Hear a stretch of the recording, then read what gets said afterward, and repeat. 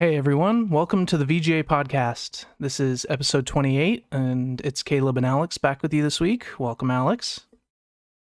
Yo, I'm excited to talk about Ghostbusters and the Halo finale because I'm very curious what your thoughts are on that. Yeah, we'll definitely get into that. So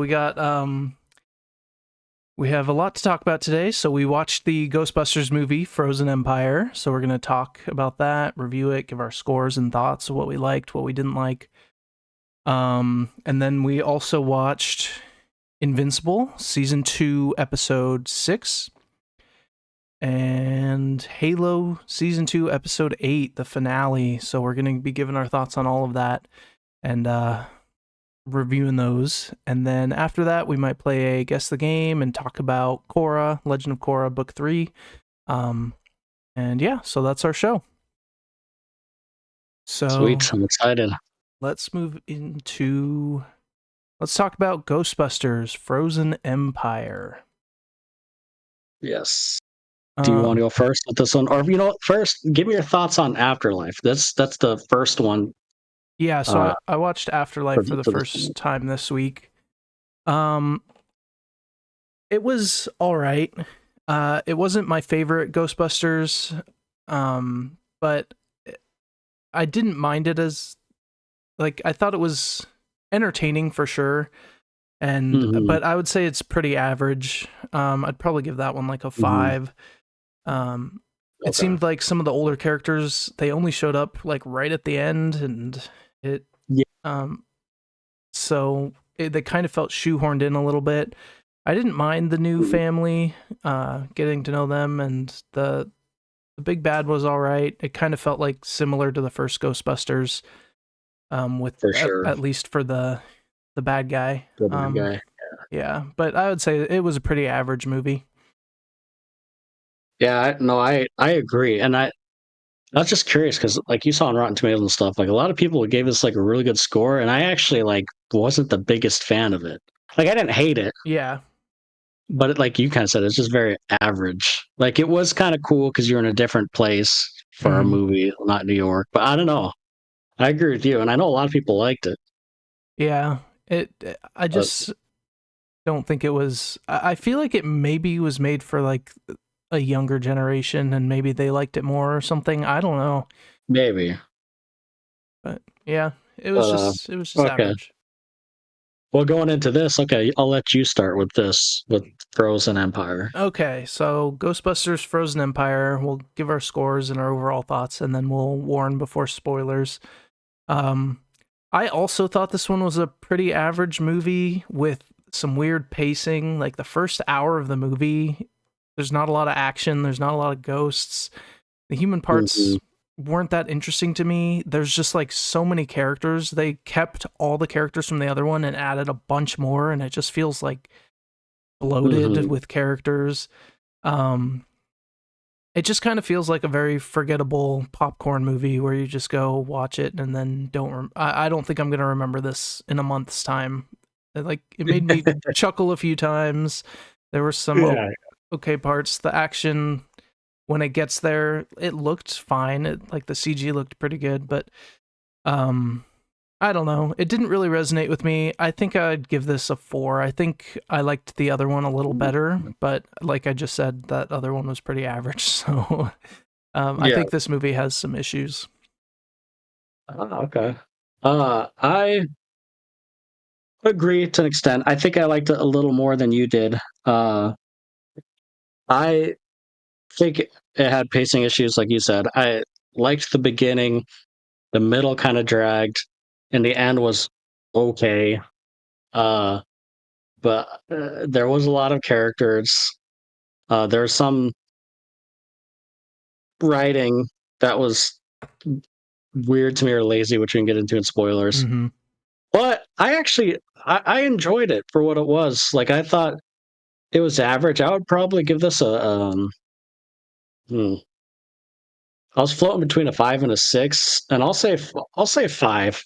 On our scale, 5 is kind of bare average. So like I would give this a 5 out of 10 average. I like this one more than Afterlife. Oh, okay. Yeah. But yeah, that's kind of the gist of it. Just okay, average. You're right, forgettable. But I Yeah. had fun with it. Yeah, there And were my theater was definitely. slammed. Oh, really? Mine was Yours? empty. Really? Yeah. When did you see this one? At like 4 yesterday on a Man, like, Saturday. yeah, when I owned my theater, I went like at a 1 o'clock showing, like in the Cine, maybe it's because of Cine Capri, like a big thing, or Oh, like a Cine maybe. Capri. Yeah. But like it was, I haven't seen it that busy since Oppenheimer. Like that's how busy it was. Oh, wow. So Yeah, like my theater for that's Dune odd. Yours was is, way more packed. yeah. Well, my theater for Dune was packed too, but this one was. I don't know if it's just because there's Dunes out and like Kung Fu Panda is out too, and then this is out, so maybe it's just a lot more movies out right now. Yeah, it could be. So maybe it wasn't all for Ghostbusters, but like my theater was slammed. Gotcha. But anyways, yeah, let's get into spoilers. Yeah, so spoiler alert for Ghostbusters Frozen Empire. Frozen Empire. I don't like the name of that movie, by the way. I don't. It sounds generic, doesn't it? Yeah, it does. The name. It definitely um. does. So I guess just the couple negatives I had just to start off the bat is well, number one, this is just nitpicky, but like the Slimer ghost, like he's true, he's on the poster, you know, the one that eats all the food. Yeah, he is. Yep. What was, I mean, he's a fan favorite, but there was no point in him being in the movie, and how did he even get in the attic? They never explained any of Yeah, that. they never explained that. Honestly, that part, this kind of shows my issues with this.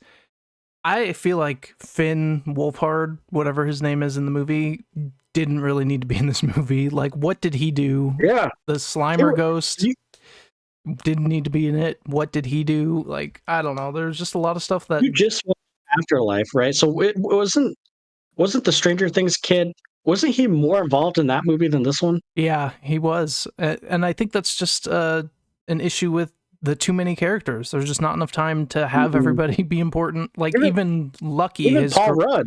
Paul Rudd, yeah, like they just don't do much.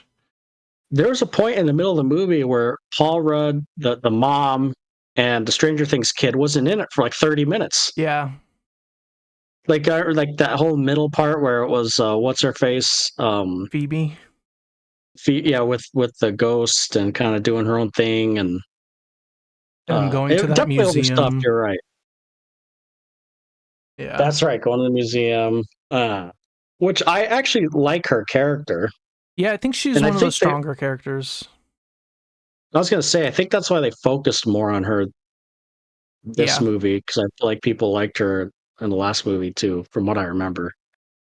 Yeah, more than Finn, whatever his name is. Yeah, I feel like she's more of the main character in both the movies because she has more of a connection to like Egon and the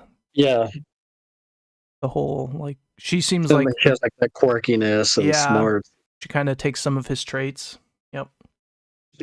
So how did you feel about her and that relationship with the girl ghost, or that whole plot? I thought that could have been the most interesting part of the movie, and it was interesting, like the themes there of like a ghost being the only person who really connects with her and understands her, because she is weird and different than the other human characters. For sure. So I did like some of those parts. There's a point in the movie where the big bad's plan comes together and it just like feels like it's out of left field. Like, why would that be the plan when it just seems like such a weird character choice? So at one point she decides to get in one of the machines and like basically become a ghost for 2 minutes so that she can get closer to the ghost lady. And it just, I don't know. It doesn't. So the big bad guy was expecting her to do that? That just seems kind of out of left field to me. I don't know. There's a couple times with that when that little follower ghost. So was that follower ghost expecting them to go to the library to listen to that exact monologue and that thing to take back? You know what I mean? Like, that's another part. What's the odds that I had of the ghost like knowing they're going to go do that? And then nothing happens with that. The thing just breaks. Well, And then, so, like, was that plan one and then it didn't work? And then the backup was just hope she becomes a ghost so that you can control her her ghost and human body at the same time? I don't know. I think the ghost, he must have memorized the chant or something. And when he possessed a girl, it's just everything had to be so circumstantial because they needed that chant, yeah. and then they needed the girl to go into that experimental thing where she could separate her soul from her body. Like, what's the odds of all of this? Yeah.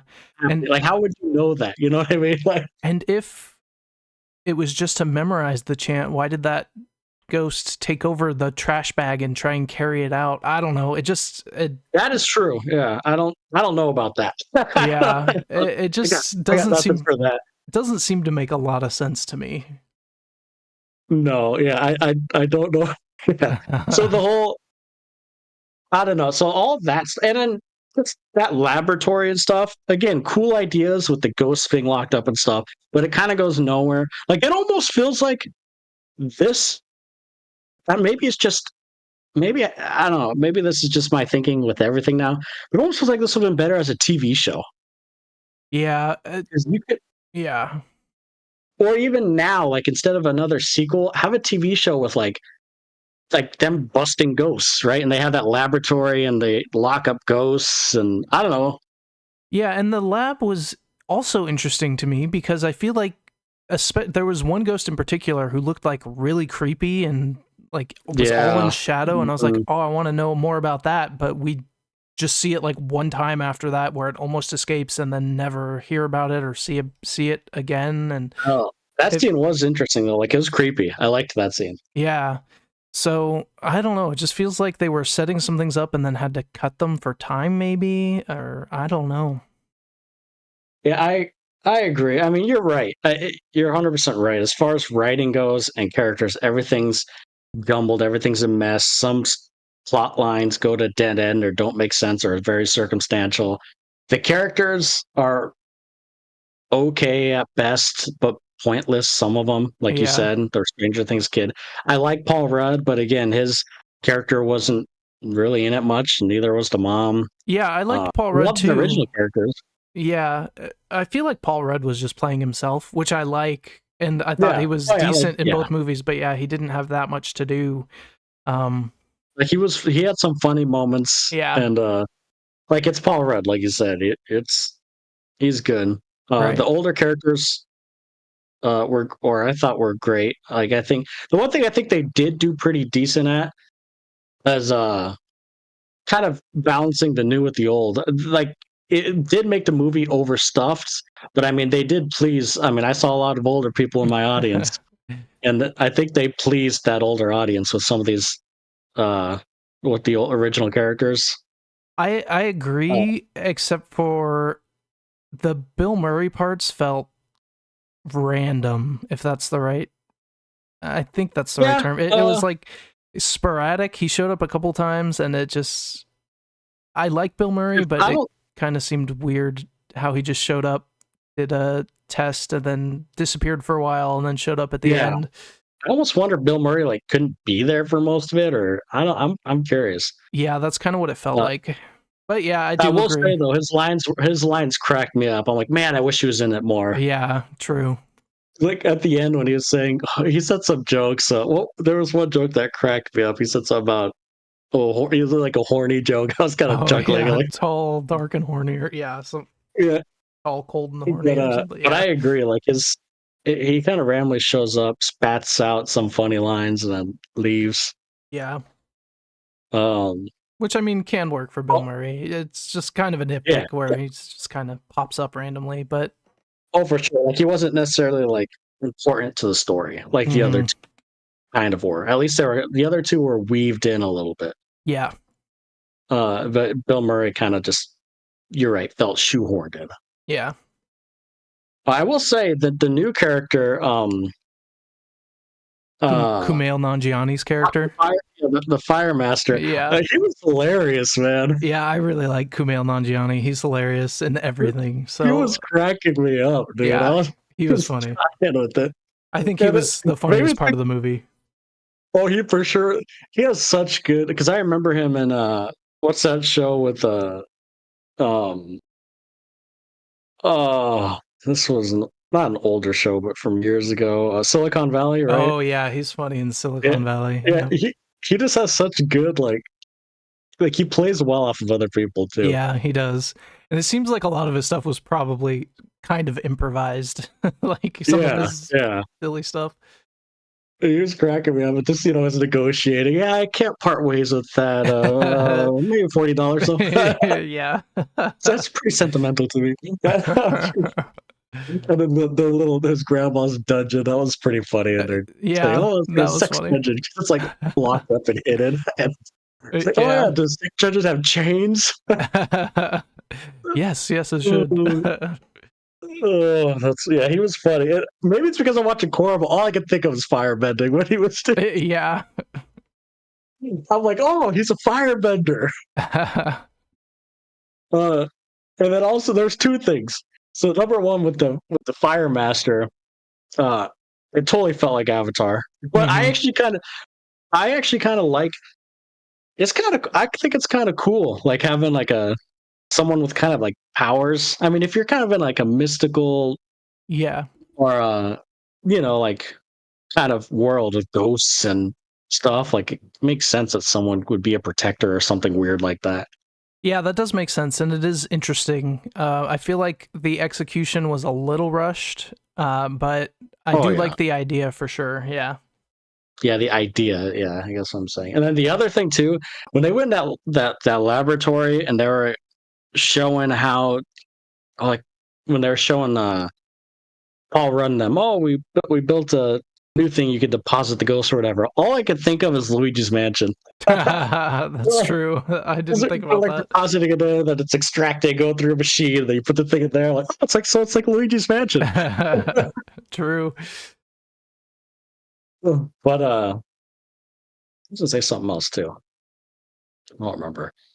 Like it had its, I thought it had its funny moments. Like It did. Yeah. even the ghost going to like that smoke shop and say, "Are you the fire master?" Like that reminded me of the kind of like the original movie kind of humor. That did, yeah. That was funny because it was literally called Firemaster Vapes or whatever, Yeah. Firemaster Smoke Shop, and then it thinks that's the Firemaster. Yeah, that's pretty funny.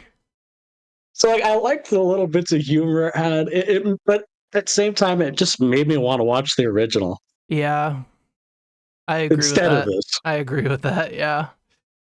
Because that original, I didn't rewatch it before this, but I rewatched it. Was it last Halloween or the Halloween before? Okay. And God, that one's it's just timeless. It's hilarious. It's a little creepy, but it's mostly a comedy. Like it's Yeah. hilarious. Yeah. And This one did doesn't have its have that funny kind of humor. moments, but yeah, the humor it did feel different than the original for sure.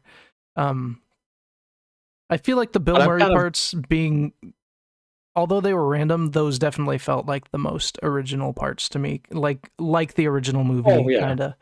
I mean, Yeah, his little jokes and quips, like even him showing up and finding that liquor he hid and cracking jokes. Like, okay, see, this is Ghostbusters. Maybe it's yeah, Bill Murray. Maybe the original four. They just shouldn't do it without the original. Well, obviously they can't with what's it, Egon, Ivan, but yeah, Egon, yeah. But the other three, maybe I don't know. Maybe they're never going to recapture the original ever, like no matter what. yeah, Because yeah, I don't know if they will.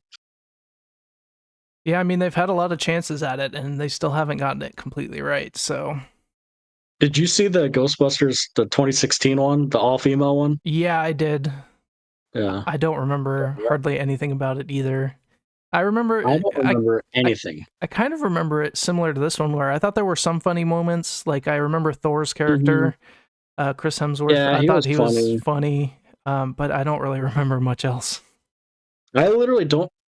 I don't remember the villain in it or bad ghost. I don't remember a single thing except for I do remember Chris Hemsworth a little bit. Yeah, I seriously don't remember anything about that movie. yeah. I feel like this is going to be similar to that for me. Yeah, I think so too, and the I think I agree with you. The concept of her having like a relationship with the ghost girl, or like the only one like that understands, that's it could have been its own plot and its own thing, and her separating her soul from her body. That could have been a whole plot and movie itself. Yeah, with like interesting implications, but it just, since they had so Hmm. much going on, they couldn't really focus on it too much. Yeah. Yeah, which I guess you're right. I guess you're right. The biggest problem is overstuffed. The writing is not the greatest. The characters go missing every once in a while. Yeah, and Pointless so characters. I had one other big issue with the ending. Hmm. The two things, but they're really kind of the same thing. So when I forget the big bad ghost's name, but when it shows up at the fire station, so Phoebe has prepared her electron pack with brass Well, so that it's like I already know what you're gonna say. Yeah. so that it's like stronger and it can actually work on it. And then it shows up and everybody else goes to fight it off, and she just stands there in the basement talking while I was they thinking get the same thing. destroyed. Why wasn't she up there when he came? I don't know. They're all getting frozen and their butts beating everything, and she's the one with the brass in her pack. Yeah, why didn't it could have been why wasn't she up there, or why didn't somebody else do it also? It looked like they had plenty of brass. Lenny, Um that drove me nuts. I was yeah. thinking that. I'm like, and then after everyone's frozen, and after the girl, her ghost friend, kind of betrays her and releases everything, then she goes up. Like, wasn't she concerned Yeah. what was going on upstairs with everyone? No kidding. Yeah. I don't Anyways, know. what was the other issue? Or was it? It and then I guess that part was just so that this next thing that I have an issue with could happen, where the ghost friend who betrayed her then you know betrays the big Oh, bad guy, and it didn't mhm. feel that earned to me. I guess there was like one line that I guess was supposed to like strike a chord with her, that she has to do it herself, and that's what made her change sides again. But it just Yeah. felt kind of like a Deus Ex Machina, comes out of nowhere. Mhm. It just had to happen for it to work, I guess. I don't know. It just didn't feel I earned to agree. me. No, because we saw the bits and pieces, like her relationship with the girl. What's her name? The daughter's name. Phoebe? Yeah, with Phoebe. We saw that, like, that was pretty decent, but we never. I think we got one scene with like the bad ghost guy and the frozen king, whatever, talking to her when she's walking down the street. Yeah. Like, that was like, I think that's the only time where they actually like talk. So we didn't see that side of it really. Yeah. Like We just it got it wasn't. through the ghost girl's like dialogue of what he had promised her or something. Yeah. Yeah, like we didn't, like, if we saw more scenes with her like talking to the Frozen King and him like manipulating her, and like we could see why she'd be doing this more, or Hmm. maybe scaring her to the point where like, if I don't do this, I'll never see. You know what I mean? I don't know, but we didn't see any of that. Yeah. So I agree. Yeah, there's definitely a lot of issues. Like, Yeah. But I mean, I could see someone kind of turning off their brain and really enjoying this movie, so I get why some audience yeah, scores are higher. Like, if you don't think about it too hard, it is a pretty fun movie. It is slower in the middle. Part of my issue, it slogs a little bit in the middle for yeah, sure.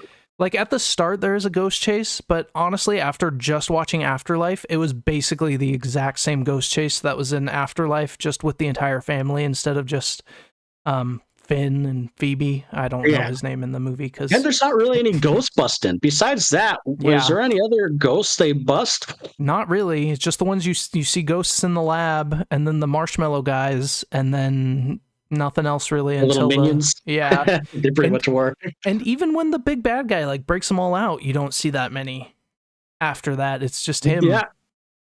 You literally, actually, now that I think about it, besides that ghost at the beginning, The slime, the slime, Slimer. and even then, they don't really bust him. Like, he's up in the attic doing his thing. Yeah. Finn It's just tries a to dragon and thing at the fails. beginning. Yeah. Is that it? I'm trying to think. Yeah. Is that the only one they actually like capture besides the guy at the end, the main frozen guy at the end? I think so. Yeah, there's like, now I think about it, there's literally no like ghost busting. Yep.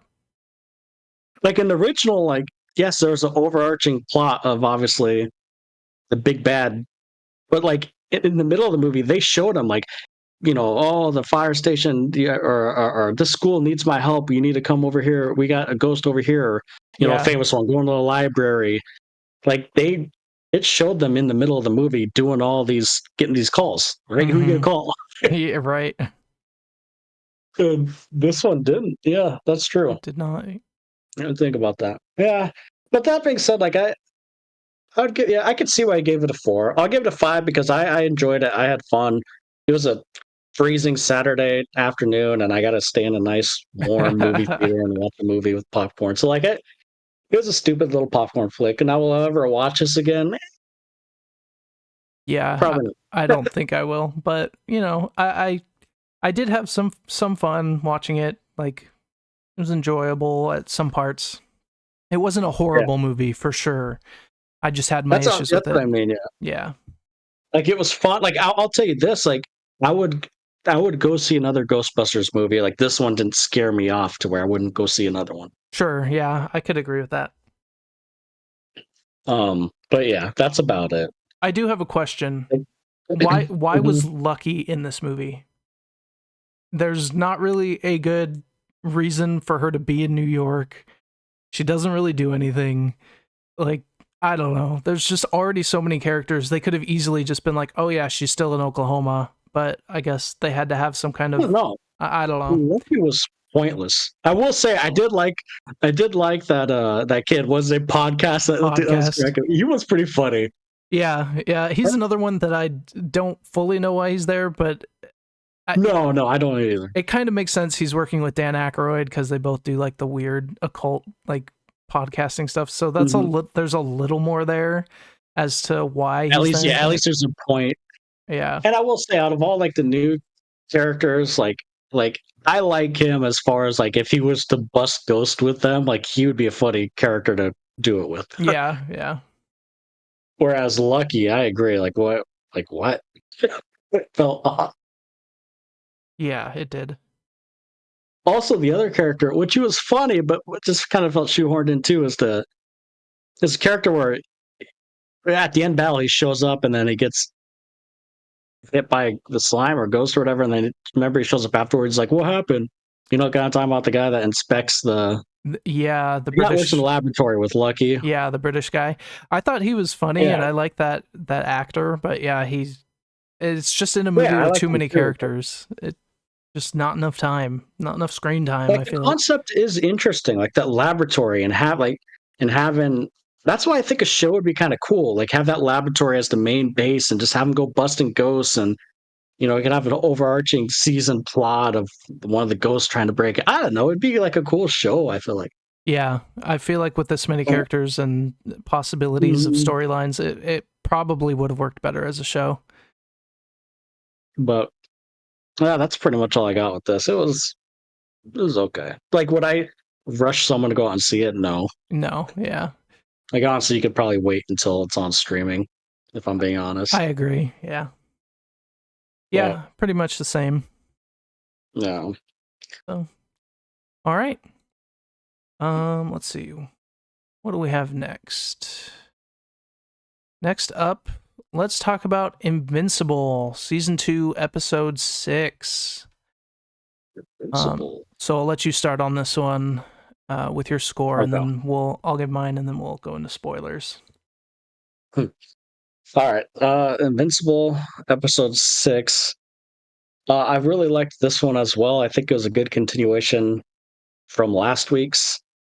I don't remember what I gave last week. Would I give it like a 9 or an 8? Yeah, an 8 or a 9, I think. Yeah. But no, I think again, it's more of a contained story with a lot of stuff going on, but stuff that kind of that feel important. There was one complaint I had. Then of course I was thinking it like, and I'm going to talk to you about this in spoilers. This whole episode, I was thinking, I'm like, wait a second, where is this person? And then, like in the after credit scene, it answered that. But overall, like honestly, I'd probably give this an 8 out of 10. I really loved it. I don't think it's like oh my god kind of episode, but it was a great episode. It was a continuation. I like the writing. I like the story. Every single storyline I liked in this episode. Yeah, I liked this episode. There's not much else I can talk about without getting into spoilers.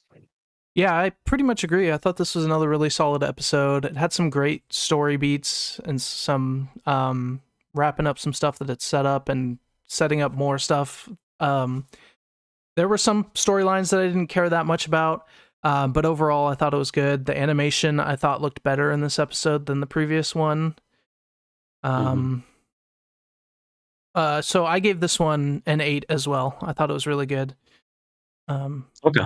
So yeah, let's go ahead and get into spoilers. So spoiler alert for Invincible Season 2, Episode 6. All right, so the first thing I got to say is that the multiverse dude, like, I totally forgot about this guy, and at the end of this episode, I'm like, so there's like 2 episodes left. Where did this storyline go? Yeah. Like, I was starting to get like, and I didn't think about it till after this episode. It's funny, like I literally started thinking about him like 5 minutes before this episode ended, and then of course in the after credits they show him. Yeah. But it's almost like again, this could change, and this isn't necessarily a complaint. It's just an observation, and my mind could totally change in 2 episodes. But it's almost like that storyline never even needed to be included because we have so much going on already. Yeah. And interesting things. Yeah, it's kind of weird. They set it up in like the first or second episode this season, and then he just disappeared for 4 or 5 episodes, it feels like. Yeah. Because, yeah, I had that same thought. I was like, when is that going to come back up again? And then, yeah, he showed up at the end. Like, right? Like, it's almost like the season, like, we have so much more interesting storylines, like with Alan kind of recruiting Invincible in a way, or kind of being his lookout out there and building up an army to fight the Viltrum. Like, all this is already interesting enough. Yeah, I feel like they are juggling a lot of things, and it's been that way pretty much this whole season, where they're setting up so much stuff, and then before they've like wrap it up, they set up something else, and then eventually you get back to that first thing, and but they're still setting up more stuff. Yeah, it does feel that way. And the thing too, I told you, like when he got his father's books, he's like, "Oh, the last thing my father said was to get his books. Why do you say that?" And I totally forgot that's the last thing he said. Yeah, I remembered, and I was kind of wondering because Mark did say like Debbie sold all the books, so I was wondering where he was going to get them from. Yeah, I will say the second half, or these 2 episodes, what we got 2 more after this, right? So it's 4 and 4. Yep. These 2 episodes, in my opinion, while there's a lot of storylines, are being handled way better than the first 4 episodes are. I agree. And the first 4 episodes, there didn't really seem to be any wrap up of the storylines, except for like, I don't know, kind of villain of the week stuff, like the underwater mermaid stuff. That got wrapped up, but that didn't feel that important. Probably the weakest episode. But now we are seeing some of those things pay off, which is nice. Yeah, and then of course, like, one thing I'm very interested in is like, I thought the Sequid storyline was like kind of wrapped up. Apparently, it's not. Same. I feel so bad for that Martian astronaut. I don't know about you, but he like finally gets back. His house is trashed, and then he still has a Sequid in him. Which, okay, that's one of my complaints for this episode. Why would Cecil and his organization not do complete scans of everyone who has been infected with Sequids to make sure they're not carrying them? Like, that doesn't make any sense. Everyone, period. Yeah. Was out in space. Yeah. You need to observe. Like, why wouldn't you observe? You're right. Not just ask them questions. Like, you should be in a lab. Like, okay, this is infecting him for how many months? Let's see if they implanted something in it. Have you ever watched Aliens? Come on. And like the Sequids seem like the flood level of disasters, you know? Like they could overtake an entire planet if people aren't immune to them. So it seems like a pretty big oversight. So I have a theory, a thought, kind of a theory, but I don't think it will happen. I was wondering, like, do you wonder if, like, in this timeline, the Sequids or whatever will take over this world, and that's where the multiverse guy comes in? Oh, that's an interesting thought. Huh. I hadn't thought of that. That's possible. Yeah. That could be because what they go with. they made it a point for Sequid to come back to Earth. But again, this could just be another setup, of course. Yeah. But I don't know, I was thinking that, like, well, I wonder if like this is the last couple episodes, like it's just gonna be chaos, like Viltrumites and then these Sequids and then all this, and this multiverse guy just comes in and something happens with the multiverse where everything in this world's taken over. But That does make sense, because I was wondering what they're going to do with the Sequids, because if they are just free on Earth, even for like half a day with no one noticing from the Guardians, like how do you stop that outbreak? Yeah. I was curious how that was going to go. So that is I think that is possible, yeah. I mean, with the multiverse guy, I don't even remember his name. Do you remember his name? Angstrom Levy. There you go. Did you write that down, or do you actually remember that? I looked it up for because I was trying to remember his name after the final scene. So yeah, I looked it up. I mean, anything's really possible. My worry with him, or just multiverse in general, is I hope they don't use him as what's the word I'm looking for? God, I was thinking right now and I spaced it out. Kind of like as a cop out, right? Like you could do anything, but then he could erase it that's with any multiverse thing. Yeah, that's true. Basically anything could happen, but the multiverse is there, right? So they could just go here. Maybe we'll just follow another Invincible. I don't know. I just hope they don't use this character as. Yeah, it could lower the stakes a lot, because right now the stakes feel pretty high. But if I don't know, that he could do something that just completely lower the stakes. Yeah. That's a good way to put it, because we could see all the stuff, right? Like the Viltrumites attacking and take over in the Earth, or the Sequids and all this. Like, oh my God, this is insane. But then we know, like, with this multiverse guy can come in and fix it, or take them to different realities, save at least the heroes, at least. Yeah. Like, so, like, it does kind of lower the stakes. I hope they don't, like, screw it up like that. And I think this isn't just this isn't me just speculating on Invincible multiverse. This is just multiverse in general. Yeah. Like all things multiverse. Now, speaking of lowering the stakes, I do have a question for you. How did you feel about both Rex and Shrinking Ray living from the last episode? I like that Rex lived. I agree. I don't necessarily know how. I don't know. Maybe, I don't know. These are superheroes, a comic book. I don't know. But as far as Shrinking Ray, I thought that was kind of pointless. Yeah, I'm curious what they do with her, because, like, is there a reason? She doesn't seem that super important, or that she has any storylines that really need to keep going. Yeah. So I was surprised she lived. Not totally sure how she lived or what her role is going to be in the future. I do agree that I liked Rex living. I thought that scene where he got back up and the blood spurting and he beats the that was gnarly. guy. Yeah. That was a really good scene.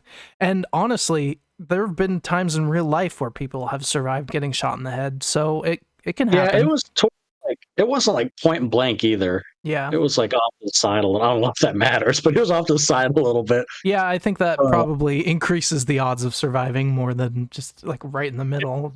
Yeah, point blank. Yeah, I will say, like, when the episode started and they straight up shot him, I'm like, oh dang, you're just going at it. He was ready. I was not expecting that, because at it ended on like, when it ended, I'm like, they're not gonna kill him like that, right? And then it starts and they kill him. They quote unquote kill him like that. I'm like, oh shoot. Okay. Like with any other show, he's sitting there kneeling and he's like, just do it already. Any other show, like in any show, they would play it safe, right? He wouldn't get shot or anything. Like, something would happen. He would get saved. But like somehow. This, of course, in Invincible, it's like, no, he gets shot. Yep. I loved it. I thought him getting shot, that was like a holy crap moment. And then him living didn't make me mad at all. I'm actually happy, because these last couple episodes have almost made Rex like a fan favorite for me. Yeah, they've definitely elevated his character for sure. And like, in doing that, in doing that, it kind of made it seem like he was gonna die, because they gave him some moments to really grow and be like softer with Eve and like be a nicer guy, and so it kind of was setting up like, oh man, he might die, but then they kind of subverted that, which I liked. And his scene in the hospital was a good scene too, where he's like, "Why was I a douche to everyone? Like, why did it Yeah. take me getting shot to realize this?" Yeah, So like that was that, good. he's turning into such. Again, I don't know how he is in the comics, but in the show, he was never like, "Oh, this character's awesome. I want to see more of him." Like he was funny, he was there, but these last two episodes have really made me like interested in his character. Yeah, I agree. So if there's one thing I'm getting out of the season 2 or these last couple episodes is Rex as a freaking standout. Yeah. And the Un- space stuff was more interesting in this episode, I thought. This yeah. conclusion with Sequids. Yeah, I thought the animation for that looked better in this episode than the last one. That's what I was referring to. Like And it felt, yeah. it had like cooler quote unquote camera stuff where it was like following them and it looked a lot more dynamic rather than them just standing punching like some goop. I don't know. Yeah. And it felt like it felt more intense. Maybe it's because they kind of went back and forth again this time again, right? If I remember.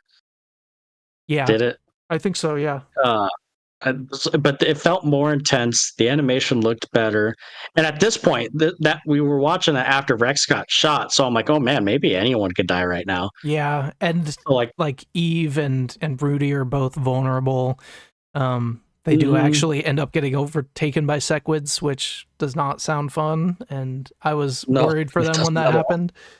So yeah. Although, what if they got implanted with some crap too? We don't know. Maybe. I don't think they'll do that, but hey, good. Yeah, it's possible. They obviously didn't check them over that well. The Martian guy still had one. Yeah, seriously.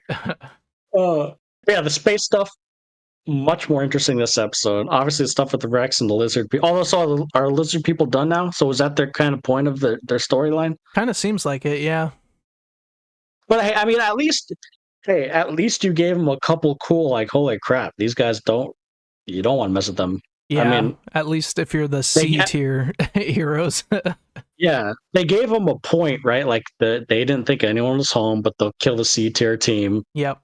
And they did a good job, at least with, in my opinion, with doing something that for me was out of nothing because I didn't care about the lizard people. Yeah, true. I don't know if they're done or, I mean, there's a lot of them, so they'll probably, this show, they'll probably bring something back. Yeah, that's true. Yeah, but that stuff was interesting with their attack. So we had some scenes with like Kate's funeral, which didn't fully land with me. The whole stuff with Immortal being really broken up about it, I didn't really care that much, and it didn't seem like they had that close. Cared that much. Yeah, they didn't. The relationship, yeah. The bond wasn't really shown in the show, but apparently it was a strong bond. I don't know. I agree with that. It's interesting because I mean he is immortal, so he's had a lot of people that he's cared about that he's lost, but I just don't know why Kate was so important. I guess he said he thought he had more time. Yeah, I guess that kind of makes sense. Like humans are weird, so maybe that does make a big difference. And you're right though. It would make more sense if we even saw a little something. Yeah, and we didn't really. Yeah. Yeah. And the other part of the show I didn't care about that much was the Amber stuff. Just for me, it didn't really hit with me either. I cared because they finally broke up, quote unquote. Yeah, that's true. God, they are such, and they even play it off of it in this episode, such a boring couple. When they were just sitting there at the coffee, I'm like, man, what a dead relationship. Like that's what I was thinking, and they even knew it. Yeah. I do think technically, like from a technical level, that scene was done pretty well, like cutting back and forth. And I kind of like when they do that because they do a good job with it to show both sides of the conversation. And then they're both getting the same advice. They need to talk to each other, but then they don't. So it's kind of just like over. Mm-hmm. But it just, I agree. The relationship just never really clicked. There wasn't any real like spark there. So it didn't have that big of an impact. I will say that scene towards the end when she's kind of at that party with the music and she's going to text him and stuff, like I can see that really happening. You know your relationship's dead, but you're like at a party, everyone's having a good time, you miss someone. Yeah. like I thought I agree with you. I don't care for the relationship, but I think that's why I liked these scenes because they're finally addressing it. True. But that being said, like it's exactly why they're not together, is because it's not interesting. I Yeah. don't care for them. Just Yeah. get with Eve already. Freaking A. I mean, I Yeah. don't know how it is in the comics, but in the show, that's obviously what they're doing. It definitely seems like they're setting up that, yeah. Like, Jesus Christ, just kiss already. Let's go. Yeah, right. They can't do that. They build it, man. It's the Not foreplay. yet. Yeah. But yeah, I can see why that's the least. I mean, that's definitely the least favorite part of the episode, just because I don't care about them. But Yeah. I think it's good they addressed it finally, It and the is scenes. nice. Yeah, it's moving Good. forward and something's changing. Yeah.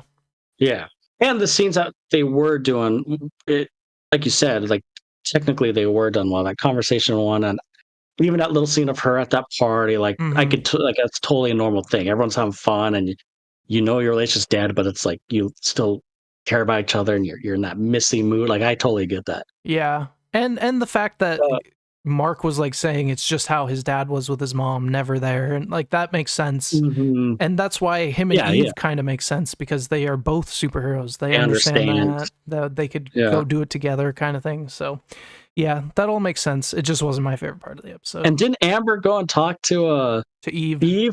Yeah. Did we see that conversation? I don't even remember. Yeah, that was part of the one where they was cutting back and forth between Mark and the costume guy. That's and then right. Eve And then he was Amber. talking to the costume guy, and he was talking to her. Yeah. Yeah.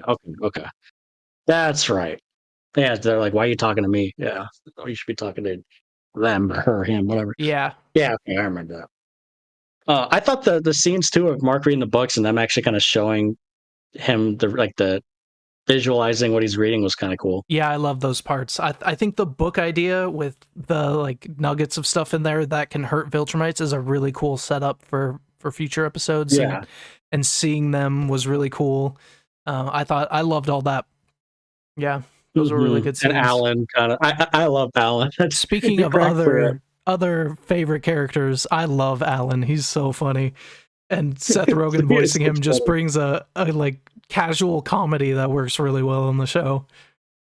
Oh, definitely. Like when they're in space and he's translating and stuff. I was my favorite line in this episode was when Invincible tries to psychically talk to Immortal, and Alan's like, "Yeah, it's kind of a design flaw. It doesn't work like that." That was funny. A funny line. That was a scene though where, like, again with Immortal, I'm like, dude, maybe it's because we didn't see the relationship, but you're really that pissed off. Yeah. And just I don't want to say that pissed off because, like, obviously someone you care about died, but you know what I mean, like going off randomly on some random. Yeah, you have no idea what's going on, and you're just jumping to conclusions. Yeah. I think we really just needed to see more of that relationship, because if we would have saw how amazing they were together, then maybe we would totally understand it more. I agree. Yeah. Is there anything else we're missing, like in the main episode? Not the after credit. There was some stuff with Donald and his roommate's guy. I forget his name. Will, maybe. Yeah. I don't really know what they're setting up there too much. Maybe they're going to make a team of all android people with Donald and that Will guy or whatever. And that'd be kind of cool. That seemed kind of like future setup stuff. That's right. And then Cecil visiting what's her face? Invincible's mom. Yeah. Yeah, and kind of. And getting that Cecil's an interesting character. He's kind of a douche, but then, like, does he really care or does he not? I can never tell with him. I kind of feel like he's kind of like Halsey, where he is so focused on the big picture, the little picture stuff doesn't matter as much to him. Yeah. It also kind of feels like he's holding this together with like a one single thread. Like stuff keeps falling around him all the time, and maybe that's why the Sequid got through, because there's just so much going on. But yeah, he is definitely an interesting character. It's hard to get a beat on him sometimes. But yeah, did we miss anything else? I think that's the gist of it. I loved it. I think the storylines are interesting. It's moving forward. Yeah. It's advancing the story. I'm really interested in the Viltrumite stuff and getting a team together I am too. to I love that whole concept. And then Yeah, at the Alan's like, there's a rogue Viltrumite, and like now there's two of you. So that's a start. yeah. And then the only other thing was the end we kind of talked about with Angstrom Levy finally showing up again, walking through all the Although multiverses. before that, we forgot to mention we saw Omni-Man in the prison. Oh yeah, that's right. I forgot Yeah. about that. There's a So secret hidden base or a jail somewhere in the universe. At least yeah, that's what Alan said. And then it shows us it, and they're kind of interrogating him, like, join us, or basically, I guess the Viltrumites and their culture, you can't execute them until they're at their full strength. So they're letting him heal up yeah, and before they execute him. and still trying to kind of recruit him back to their side. So Yeah, he's still yeah, like, alive, don't, which is good. like, come, like, redeem yourself, pretty much. Don't go out like this. Join Yeah. us. And he doesn't say a single word. Yep. And then the Viltrumites mentioned, like, oh, if they turn you this week, we need to take out Earth. If they're doing this to you, Omni-Man, Yeah. you've killed thousands and hundreds of planets. Right. One of their best fighters. Yeah, and then it kind of shows Omni-Man kind of get pissed off. It kind of always sit down, like, is Omni-Man did he really turn? It kind of feels like it. Yeah, especially with him writing the books. It feels like he was kind of feeling that way for a long time. Yeah, because I thought that was interesting. Yeah, which I think that's kind of cool. Like, seeing, it would be kind of cool seeing, because we saw how terrifying he was, and like so calculated he was in season 1. Yeah, true. Like, no emotions, and like, so seeing him get pissed off that they're taking out Earth, I'm like, yeah, we got Omni-Man now. Yep. We're fine. Yeah, I wonder if one of the things that the team is going to be created to fight the Viltrumites is rescuing Omni-Man and having him help them. I still think there's no way Omni-Man lives. Like, he might turn good, but I don't think he survives. Yeah, that's probably true. But okay, then it was the after credit scene. Yes. What you were explaining. Yeah, so it showed Angstrom Levy. I forget, he was what was he talking about at the beginning of that scene?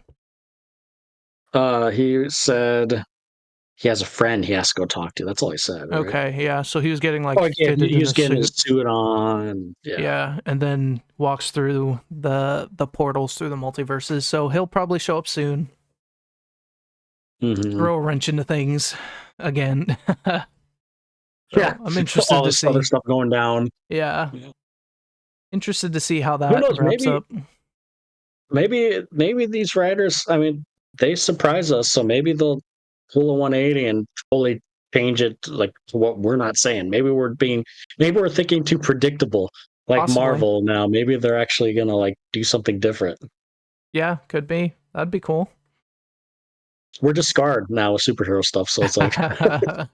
But Invincible's been pretty solid, so. It has been, yeah. I'm loving the show still, which is good. Mm-hmm. Also, same. Like, I agree, and depending on, we'll have to see how these last 2 episodes play out. Yeah. But these 2 recent ones, since it's come back, have been put on track. So I liked the first 4 episodes, but I really do think that the first 4 episodes were low quality compared to the first season. Yeah, the first season was really good. I'm not saying like awful, but I just mean in comparison to the first season. Yeah. And I do think these last 2 episodes put it right back on track with season 1. Yeah, I think I agree with that. So, we'll see how these last 2 play out. Hopefully it stays on track. I mean, there's only 2 episodes left, so stuff better happen. Seriously, yeah. Yeah, so 8 out of 10 for both of us, right? Yep. Yeah, good episode. I wonder if next week will be a lot of setup stuff for the finale, or if it'll continue on with, like, because there are a lot of threads, so maybe it won't be just setup. That would be good. But interested to see. Yeah, there's so much threads. I feel like stuff has to happen. There's no way, unless it's all build up and just right at the end, maybe, or last 10 minutes or something. Yeah. But we'll see. But yeah, excited for next week. Very cool. Okay. So next up, I'm very interested to see your thoughts on this. So let's talk about the Halo Season 2 finale, Episode 8. I think it was just called Halo. Yeah. Yep. So I think it's my turn to give my score first, right? Yes, you're first. Okay, so I kind of struggled with this one. I ended up having to watch this twice in order to really figure out how I felt about it. And after watching it twice, I think I liked it. I think it was a pretty good episode. It definitely felt like a higher quality episode, production-wise. It feels like this is where all their money went. It had some cool scenes and pretty good CGI. There was something at the beginning of the episode that kind of made me like lose faith in it at first on my first watch, and I feel like that kind of spoiled it. So I didn't like it watching it the first time as much. But then I thought about it, and I think they did it okay and in a way that can work moving forward. And so then when I watched it again, I kind of tried to take a step. Yeah, I accepted it. I tried to take a step back and be like, this isn't the Halo from the game. I need to just watch it and see objectively, is this a good episode? And I think objectively it was a good episode. So I was between a 7 and an 8. I kind of want to give it a 7 because I didn't like it as much the first time, but I think I'll give it an 8 because I do think this one was a lot better than the rest of the season. Wow. I think it was up there with the Reach episode. Oh, okay.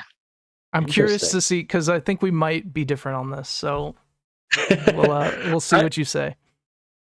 I think I agree and disagree. I think you hit it on the nail. I need to accept that this is just some other vision, some person's vision that's not our games, and if I separate it, then I actually really enjoyed this show. Like, that being said, regardless of this was a Halo show or not, there was a couple things I still think are stupid. I thought they did some things great, actually, which we'll talk about in spoilers. It did feel higher production. I mean, I liked the characters in this one. I mean, if you want to talk, technically, this felt the most Halo out of all the episodes. Overall, I liked it too. Not as much as you. I would give this a 6. Okay. So, like, I really do think, like, discount it being like a Halo. I know all these Halo nerds, and you and I too, are just complaining, but like, take out the Halo name. I really do think this episode was a above average episode. I liked it. I thought it was good. So that's why I gave it a 6. Yeah. But I have issues. I do too, for sure. And there's just a couple things that I didn't like. But yeah, it's just so hard to talk about just without spoilers. Overall, it's better. This season, I will say this episode did not ruin the season for me. Thank God. I agree. Yeah, I was worried about that, but I agree with that. But if you accept it's not the Halo from the shows or books, it's just someone else's vision, it could be an enjoyable show, and I think people need to stop. I'm not saying you can't, and I totally get it, because we're the same way, right? We're complaining it's not like the game. But we really do just need to step back, just enjoy it for what it is, and disconnect it from the games. And it could be a decent show. I'm not saying it's amazing. Sure. But it's like it's entertaining. It is. I don't care what anyone says. It's entertaining to me, at least. I think it's entertaining. And I played we've played the games a billion times. Yeah. But we do have to keep telling ourselves, not the games. Yeah. But there are things I will not accept, which we'll talk about in the spoilers. Okay. Well, speaking of that, let's go ahead and get into spoilers. So, spoiler alert for Halo Season 2, Episode 8, the finale, Halo. That was a mouthful. Yes, it was. All right. I got 2 things off the bat, which I think you'll agree with. And I think one thing that was so stupid, and this is what made me be like, oh my God. Well, 2 things. And number one is they really had some biologists go in there touching this thing and then go and spread it by handshaking people and doing this and doing that. If you're a biologist, would you be that stupid or a scientist? Oh my god, that character annoyed me so much. Like, she was just so rude to Miranda. She then goes and spreads the most deadly thing in all of the universe. It's all her fault. It's all her fault. Freaking Janine, dude. Stupidity. She's the worst character. We found someone worse than Quan. like I thought that was all. And the thing is, it's like if it would have spread like that, but they would have made it believable, like something where like I don't know, like I would have been fine with it being spread by a human, but like make it like not stupid. Yeah, that character was definitely stupid. I agree with that. And the other thing I hated with that is the song choice they had. So they're spreading like the most terrifying species ever in Halo, and they're playing some teeny boppy type song. It was a weird choice for sure. Definitely like not. I didn't like it. It felt CW right atmosphere. Yeah, I could see that.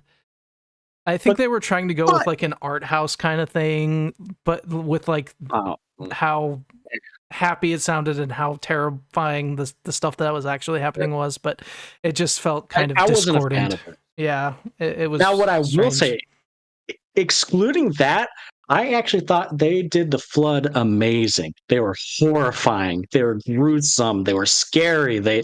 I thought the Flood was excellent. That's the one thing I thought they didn't screw up. So portraying the Flood. I agree with you now. At first, I did not like the Flood because it seemed like they were doing it like just another zombie movie, and that's what kind of. And I think I got in my own head about that. I mean, how long does it take for them to actually form into like what they look like in the game? That's what turned me around, because I thought about it afterwards, and I was like, we don't really see an outbreak of the Flood that like this in the games. Like from start. Yeah, we never really see the beginning part. We always stumble upon it after, and they're all messed up. But they probably don't start out like that. So that does make sense and they did some things where like the stuff started growing out and they started looking pretty grotesque. Yeah, with like their necks and all that nastiness. Yeah. So the two things that really threw it off for me that I had to get over, and then I liked the episode, was that and the Flood not being released on Halo but on Onyx for some reason. Yeah, but I think that can work, especially because in the book, Onyx there's a similar thing on Onyx where it's a shield world and they use it to like escape something that's bad that's happening. I won't get into spoilers too much on that, but I think they might do the same thing with the Flood next season. So I definitely think that can work. And I had to get over that. And then once I did and rewatched it, then I really liked it. And I thought they did the Flood very well for how it spread after Janine was an idiot. And yeah, I don't know, because that's kind of what I told when I watched it the first time. It didn't bother me because I kind of thought of that right away. I'm like, okay, this is interesting. Like they're the Flood, but they're like the beginning of a flood. Yeah. So like I kind of had it in my mind the first. So like I thought it was terrible. The one thing I wanted them to do with this show is make the Flood terrifying, because in the games, obviously they're terrifying, and they did. Like they definitely did. All the scenes with the Flood, besides Janine, I thought were interesting. And like Soren's storyline was actually finally, even though he was going to save his wife, it was actually interesting because they're going around the Flood and all that stuff. Yeah, definitely interesting. And now that they killed his wife, maybe his storyline could be more interesting again. Yeah, which I feel so bad for Kessler now. Like, but yeah, that was definitely a sad scene. Like, I'm actually okay with Kessler living, because like having that father and son dynamic could be interesting. Yeah, but it's the family dynamic that was just boring as shit to me. I don't know why. Maybe it's because the wife or the mom wasn't interesting to me, and the kid's not interesting to me either. But I'm just thinking, like, in the future, like, it could be interesting, like, kind of like a Carl and Rick if they did it right. Yeah, sure. I agree with that. At first, I thought the mom's name, I don't remember her name. I'm terrible at remembering names. Lara, yeah. I know you're good at it, so I depend on you. That's what I'm here for. First, I know you remember him, so like, okay, I know her. At first, I thought she was just sacrificing herself to like hold him off. I'm like, bro, you don't need to do that. Just shut the door. Yeah. And then she saw that she got infected or whatever. I'm like, okay, that makes sense. Yeah, that At was least they were going to drag that storyline out. Jesus Christ. Yeah, and that was a good reveal. Very emotional.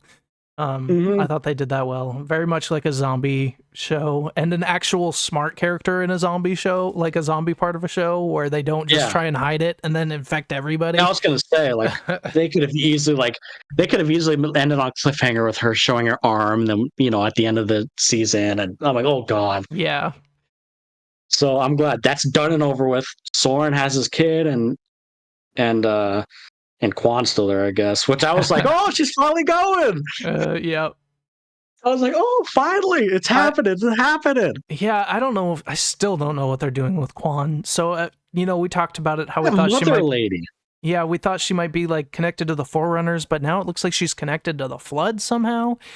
Is she the Gravemind, proto Gravemind kind of thing, or I don't know. That was confusing because it didn't necessarily say the mother was controlling the Flood, just holding them back. So yeah, does it still have to do with the Flood? Like, you know what I mean? Maybe they're still not. Maybe it still is I don't know. I was confused by that. But if Quan is a part of holding them back, why would they let her go? It seems like she's more going to be involved in them spreading or something. I don't know. It's weird. That whole thing was weird to me. And you know what the crappy part is it's crappy and good, I guess. It's it's kind of curious about that storyline, but it's on, and I'm trying to I'm trying to let my hate, don't give into the hate, let it flow through you. No, yes. But I don't know. It could be an interesting storyline. I just don't care for Quan. Yeah, and I don't get and I don't know how I feel about. I don't know, the mother holding back the Flood or whatever the heck they're doing. It was weird to me. Yeah, it was definitely weird. I don't know if I hated it or liked it or I didn't love it. I think this is something that it's going to be explained more in season 3, and that'll be more what makes or breaks it. Right now, it's just kind of weird and nebulous, and we don't fully know what's going on. When they explain it more, it could be good, it could be bad. I don't like the idea of having someone be able to control the Flood because it makes them less terrifying, and I hope that's not what they do with Quan. Yeah, I mean, they kind of do it with the Gravemind in the game, but the Gravemind isn't a person. The Gravemind's not always there. And true. Yeah. Like, Quan's to be with Chief, going through the library, and they could just make it through because she could control them. Yeah, I hope they don't do that. And I don't think they want them all. In the books, it goes more into the Flood, and the Flood is like a hive mind, kind of it takes all the memories of whoever they infect. And so I think it's interesting. Perrin Goski had an interesting death because she is now part of the Flood. I almost feel like she's taking Key's place. Because in the books, Keyes is fighting back against the Flood, refusing to give them any information, and that's why he grows so big, because they're trying to get into his mind. And also maybe that'll be her. Yeah, because she knows everything basically. She was at the top, so she might have take that. I didn't think of that. Yeah. Yeah. That's true. I didn't think about that. That could totally happen. Yeah, I could totally see that. Or they could just never show her again and her not be a part of it. Who knows? That's true. And I still think Chief will see the Flood on Halo. I mean, they showed 343, the Guilty Spark. So that's where he's going, right? The library down there. Yeah, and it made it seem like there, because Guilty Spark, which I loved seeing Guilty Spark. The voice was a little different, but I think it kind of worked for the show. Yeah. I liked it. Yeah. And he looked amazing. But he did say dark places hide dark things, and it kind of seems like he's hinting that there are Flood also on Halo. So that works for me. Yeah, as long as there's still Flood on a Halo, then I'm okay with the Flood outbreak on Onyx. I just don't want it to replace the Flood on Halo. Yeah. Even if they that's don't, kind of the whole point. Yeah. Even if they don't find Flood directly on Halo, I'm sure the Flood will take over. Well, I guess it's on Onyx, not up in the fleet. Yeah, I don't know. They probably have to find it on Halo now that I think about it. But yeah, we'll see. But I thought the fight with Chief and Arbiter was cool. I do not like McKee, man. I really I don't care for her. Do you? It's not that I hate her. I don't care for her. Yeah, I don't really see the point other than having a human character they can focus on so they don't have to show the covenant as much. But yeah, that's true. I don't hate her. I agree with that. She's just kind of like, to me. Like, she doesn't need to be there. And then she got all, like, heartbroken about the Arbiter. I'm like, really? Like, I didn't see it. I know they, like, became one or whatever. Bound to each other, yeah. Well, I mean, it was, like, one episode. And, like, 2 episodes before that, you did not like him at all. True. And now you're crying over him. But I agree that the fight with the Arbiter was cool. That was fun to see. It had some epic moments, like him, like Chief showing up with the sword, like awesome, and then it's scanning up and finally playing the Halo music, and you could see the ring was awesome. Like, it felt the most Halo. I really liked his line of like, "I know what he said," and then he puts him out of his misery. That was a good line. Yeah, exactly. Yeah, I like that too. Like, that felt Master Chief, and then him and Cortana, like, like when they landed and him and Cortana were kind of making jokes and they're walking, like, oh my god, it's Halo. Yeah, that definitely felt like Halo. He landed alone on the planet, which is what I wanted. Granted, it wasn't the Pillar of Autumn. Like, none of that Pillar of Autumn didn't show up, and none of that. But at least he showed up on Halo by himself. Oh, and McKee running around. Yeah. So I have a question about Cortana. So, and it's not that big of a deal. It didn't really bother me that much. But so he gets to the ship and she's in the Covenant ship's systems. And then they crash, but it never really explains how she gets in his suit or how she's with him. Like, I thought they needed a chip to implant in or something, but that chip was broken. It seemed like he just sucked the power into the suit or something. Didn't it look like that? He put his hand on there, and why didn't they just do something where Katana's like, here's a chip. Yeah, like, put it in your suit. I swear we've said this so much with the show. Yeah. Like, it would be fine if they just, like, instead he put his arm on, like, the controller thing and, like, it started glowing, like, almost like she, like, infused with his suit or something. Yeah, which I guess could work, but make it a little more clear. I don't know. Yeah, it wasn't a thing that broke anything for me, but it was just a weird thing. So if it's infused with the suit, does that mean he could see her, like, just through his visor, pretty much, instead of his brain? Yeah, I guess so. So, like, if he took, you know how you could kind of see her standing next to him and stuff? Like, if he took off his helmet, would he still be able to see her since she's not, like, in a chip or something? That's a good question. I don't know. Like, is it just tied to his armor more so? And can other people see her? Like, does she have maybe she has some way to project herself using his suit, or is it just him that can see her through the visor? Yeah, I don't know. I feel like it's just him, but I don't know. I don't know. Like, it would make sense if it's just him through the visor, right? It's, like, tied to his suit or whatever. Yep, that would. And that would give him incentive to keep his freaking suit on, which he did not have his suit very much this season. Yeah, I know. And I thought about it, and he only had a suit in the first episode and the last episode. Well, in action. I think they were training in the second episode with the suit. Yeah. So that's wild to me. Like, I get it, though. At least this season they made it, like... I still don't like it, but at least they made it a part of the storyline instead of the first season where he just didn't have a suit on because he didn't want to. Yeah, I agree. That's definitely better. I definitely, in season 3, want him in his suit most of the season. I mean, he better be. He's on Halo. If you're going to take off your suit with, I don't know. The flood around? Yeah, don't do that. I did think that the space battle was okay. It was kind of underwhelming. I thought it was pretty good. The parts I liked about the space battle was seeing the ship battling, like when the UNSC fleet showed up and then one was going to help them, and then it just got blasted by that huge Covenant cruiser. Pretty cool. That felt like Halo to me. I was like, yes, that's what happens. That was. It felt like that cutscene in Halo too. Yeah, exactly. So there were definitely some standout spots, and the other stuff, it was okay. Yeah. I feel like the first 15 minutes of the episode is just Chief sitting in his pod, like, oh, what should I do? What should I do? Let me flip this coin. I don't know what to do. Should I go there? Like, he wasn't doing much. Yeah. He was trying to make And the then, like, decision, and it took him a long time to and make the decision. that scene was cool, but like we didn't see a lot of it. I feel like. Yeah, it was kind of smoky at first, and like, what's going on? And then at And the still, end, like, we saw no it. grunts. True. I'm still gonna complain Zero about that. grunts. And then them fighting on the ship, I guess, was pretty cool. We at least saw the Covenant a little bit, but still not a lot. They're definitely not showing them a lot. Yeah, it's probably budget, unfortunately. Oh, for sure. Yeah, like that space stuff, it was good. I just, to me, it wasn't great. Okay.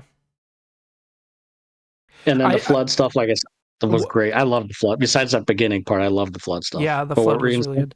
The other part of that battle on the ship that I liked was some of the one-liners in combat, like when it felt like I was in a Halo lobby when Perez was like, "I'm an idiot with 2 needlers." Like, I don't know, that just kind of felt like playing Colt. Yeah, like, I like it. It feels like a army type, like, you have to make kind of jokes like that, I feel like, to lighten the mood. So I liked that too.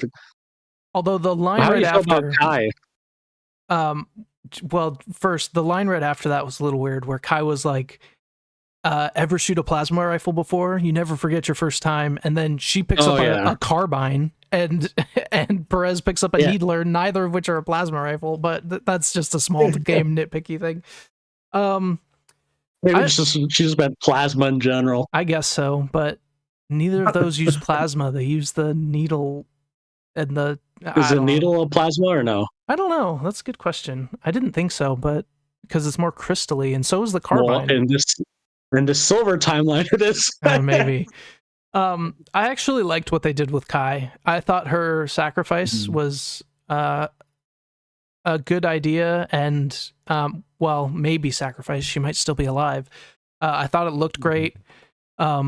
And with her floating out there in space and possibly still alive, that feels very much like one of the Spartans in the book, Linda, who everybody thought she died, but she ends up getting put in cryostasis and then revived later. So I could see them doing something like that. Shoot, even like Chief, wasn't he after Halo 4, right? Or after Halo 3? Yeah, he was put in cryo, and then, but he wasn't really like dying in... That's true. They also did that with Halsey, which I'm interested what they're doing with Halsey, because she does get infected with the flood, and then Miranda puts her in cryo. So it kind of seems like they're setting up Miranda to be able to like combat the flood somehow, find a cure. I don't know how I feel about that. Yeah, because I mean, if the Forerunners can't even find a cure, the most advanced species like ever, you're really gonna have Miranda. Yeah, that would be you know what weird. They're going to do? They're going to have her find research from the Forerunners. That's how she's going to find a cure. Watch. Yeah, that still doesn't make much sense, because then why wouldn't they have found it with that research? I don't know. Maybe they got wiped out before. We'll get visions from Quan that they got wiped out before they could complete the cure. Watch. They could use Miranda and Quan with her somehow knowledge of the stuff to come up with some BS. They'll be Miranda. They'll find a cure. Like, but why didn't the Forerunners use this? And Quan will see visions. We'll see it through Quan's eyes. Like, well, they were doing it, but they got flood overran them before they could get it done, so they locked it away. Yeah, I could see that. I don't know if I would like that, but Well, I would hate that. That would be stupid. Yeah, that would be stupid, because that takes away the whole point of Halo. Yeah, exactly. Like, the whole point is that they built the Halo ring to wipe out humanity, right? In case the flood. Yeah. As like a failsafe, pretty much, right? Wipe out all life above a certain or not humanity, level. but life. Yeah. So like that would defeat the purpose of Halo. Yeah. Mm-hmm. And that would just be dumb. Yeah. That'd be like the most generic writing ever. Like we're seeing it now, which means they probably will do it. I hope not, but probably. I thought that was interesting, weird, and I didn't care for it, but yeah, I just don't know what else they would do with Halsey and Cryo other than be able to find a cure and bring her back. I don't know. Yeah. That's true. I mean, you're right. I guess they could make her into an AI or somehow find a way to give her a different body or something. I don't know. They could do some weird stuff with that. That's true. She could turn into Cortana. Just kidding. Well, I mean, Cortana is her brain, basically. Exactly. Yeah. But but yeah, I really liked it, and the stuff with Soren and Kron, which we kind of touched on. I liked how he saved Ackerson. I like how he's still alive. Yeah, and I think that will be an interesting thing in season 3 because I'm sure they don't like each other, but it'll create some friction. But it'll be interesting to see him working with Soren. Ackerson is such an interesting character. I'm so glad they didn't kill him off. Yeah, I was a little worried, but I'm glad that him saving Lara and Kessler then gave Soren the reason to save him. So that worked out well. Yeah, I feel like he's that character that like he's a douchebag, but people like you like him. You know, like I feel like every show has that character. I feel like he's that character, or could be that character, I should say. Yeah, for sure. Well, are we missing anything else? I think that's pretty much everything I had from my notes. It wasn't bad. Like, so like, what would you give the season as a whole, combined, the highs, the lows? That's a good question. So there were definitely a lot of lows. And I feel like if I were to re-rate each of the episodes, I would re-rate some of the in-between episodes lower. Like the episodes after Reach and this one? Yeah, like between those, I'd probably rate those lower. Yeah. It seems like they kind of just saved money for the big episodes, Reach and this one, and then just did some weird stuff in between. I don't know, probably like a 5. Definitely better than the first season because of the really good episodes. There were some parts that were a little more like season 1. I'd probably give it like a 5. It balances out to be pretty average, I think. That's about where I was at. Like season 1, I think I gave like a 3. Yeah, I think the problem is it's just it's inconsistent is the theme of the show. Like there are some really good episodes, but there's also just some really dumb stuff. like I don't know. Real stupid writing at some points. Like my lord. Yeah, and like we're not even like huge movie critics. Like I feel like we're pretty lenient on things. Like we're just two dudes that love movies. Like it's hard to make us like hate things. Yeah. and we even realize some of this stuff is stupid. I agree. I gave season 1, I think, a 3 or a 2. But I remember saying if it wasn't a Halo show, I would give it a 5. Yeah. So like with this season, I think I give it a 5 too. But to be honest, like if I had no knowledge of like a Halo, like if his name's something else, I'd probably give it like a 6. To be honest, like I liked it. Like I could see I'm that. Entertained for sure. Yeah.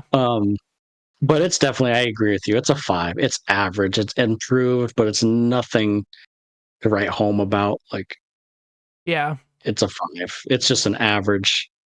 Even regardless if it's a Halo, like I know some like I was reading through Reddit and some non-Halo fans like are loving it, like, oh, this is a 7 or 8 out of 10. It's not. Even if I disassociated Halo with it, it's still not a 7, 8, or 9 or 10. I think it could be, but yeah, some of the inconsistent writing just holds it back. Oh, it could be. Like if it was like this, I still think Reach, follow that Reach episode was the best. Like that, if that felt like a different show, that's how good that freaking episode was. Yeah. Like it felt, and I still think that episode was better than this episode too. I think that episode was like top tier, like the direction and the camera work, everything about that episode I loved.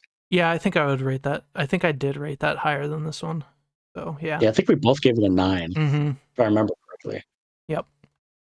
But yeah, I agree with you. It could be. Even the first 3 episodes. Actually, the first half of the season was pretty solid, I thought. Yeah. I know we didn't like love the first few episodes before Reach, but I liked it. Like I was like, wow, this is a lot better than the first season. Yeah, I think that's exactly it. After Reach. Yeah. That was not good. Yeah, it just kind of meandered, did some weird stuff that I didn't really care about. Had some weird writing of like a base that, which it kind of happened in this one. That's one thing I did forget to talk about. The flood was escaping, but in Onyx, but like nobody knew somehow. I don't know. It just feels like someone would have raised Is the there alarm. no communications? Yeah, like that was kind of Well, weird. even at the end, Miranda was like in her, like she was kind of surrounded, and I'm like, did you like? There's been like yeah. this the whole episode. There's been flood everywhere, and like even in your laboratory, there were still people like frozen for like half the episode. Did you not notice anybody? True. Like that's one thing I was really weirded out by. Like, was she not freaked out? I would have freaking like.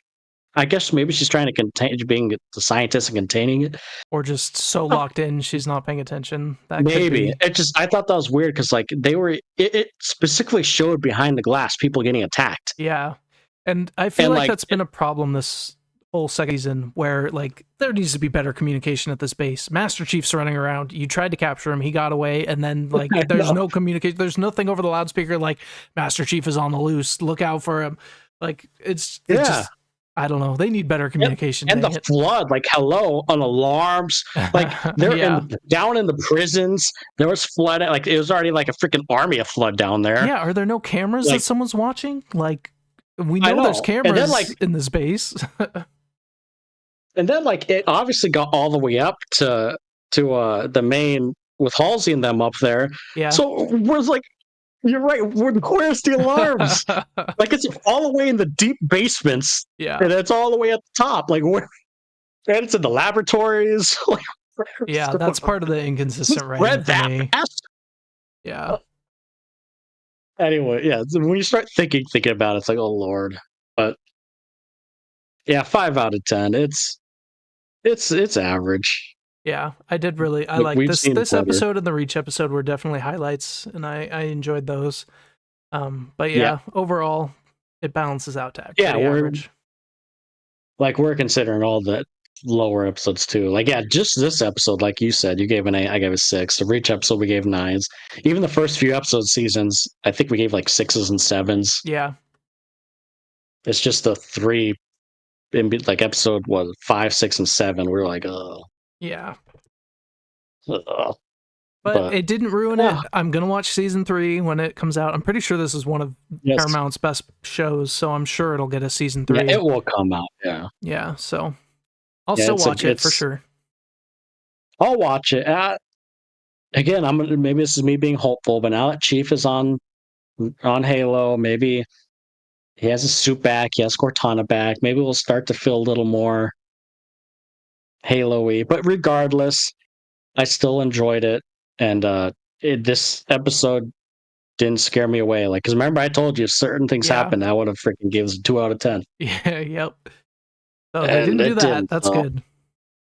No. I will say, the last few shows we've watched have at least stuck the landing. Yeah, true.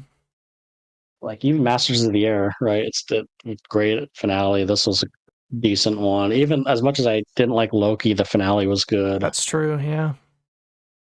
So hopefully Invincible doesn't screw up that trend. Yeah, hopefully not. And then Shogun, which I didn't watch, so we'll talk about next week. Yeah. Just give me. I want to know your rating for this episode. You don't have to explain anything. Did you like this episode? For Shogun? Yeah. Yeah, I liked the episode. I'm still debating between an 8 or a 9, but yeah, I thought it was definitely different, but I really enjoyed it. Okay. Yeah, I'll watch that and the next one, obviously, for next week. Yep. That's episode 5? Yes. Okay, so after episode 5, we're halfway done. Okay. That is correct. Halfway through. Okay. Cool.